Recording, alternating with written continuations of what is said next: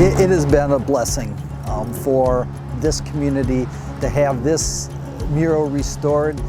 It is an epic mural. Having a mural restored, it really needs to be restored by the original creators. That's where the magic started, and that's where the magic should continue. We are fortunate here 39 years later to have the original 3 creators available. The mural itself came out of the St. Paul Food Bank, and the idea was initially to actually create a sign. I remember that. And after talking to Richard and John, we thought, well, why not just expand it and do a mural? We came up with the name Hunger Has No Color, which has twofold meaning.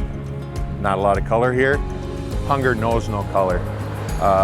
Anybody can be stricken by poverty, by hunger, by need. I still believe in the message, number one, but more importantly, coming back together after close to 40 years now to revisit this and restore it.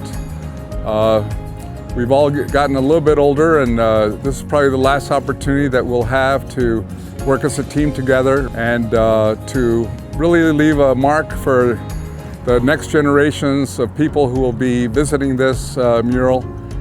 And one of the neat things about the mural too that I like is that there's a lot of people from the community, and our families are in there too. Like Richard put his wife in there, I put my wife. So and then we went through the community and used different people from the community for the mural. So the process was to start scraping, okay? See how much damage there was. We didn't want to just do a light scraping, we were very aggressive, and the more and more we scraped, the more and more we were down to bare cinder block. So once you're down to bare cinder block, we want to make sure that all the residue is off of there. We washed it with TSP solution, and then we used a seal coat to isolate and protect bricks there. Then we come in and use our plan, our reproduction from 1985, and we outline first, and then we do the fill in. Sometimes it's done in stages.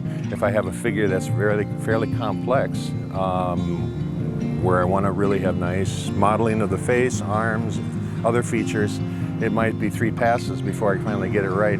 Well, as artists, I think we're going to do our best to really look at how we apply the paint and making sure that the values are just a little bit stronger with a little bit more punch, just so it can endure a little bit of the fading. And then in the final coat, we'll apply probably, if not a single or a double UV protective coating applied with a brush. This mural project was really important to me to support because it is a project that is just beloved by the West Side community. It's become a landmark of Robert Street. When people drive up and down, walk up and down the street, they identify and recognize this mural, and it had faded over time, and it's really important not to let those treasures fade with time, but to come back, to reinvest. And in this case, we're lucky enough to have the original artist doing the work, which is especially exciting. So for all of those reasons, this was a really important project to me to invest in with my year-round STAR dollars, and I'm just so proud to see how it's turning out. It has been a blessing for this community to have this mural restored. It is an epic mural. When you're doing murals, you're doing them for the community. It sends a message that we're all one and that we should look out for one another.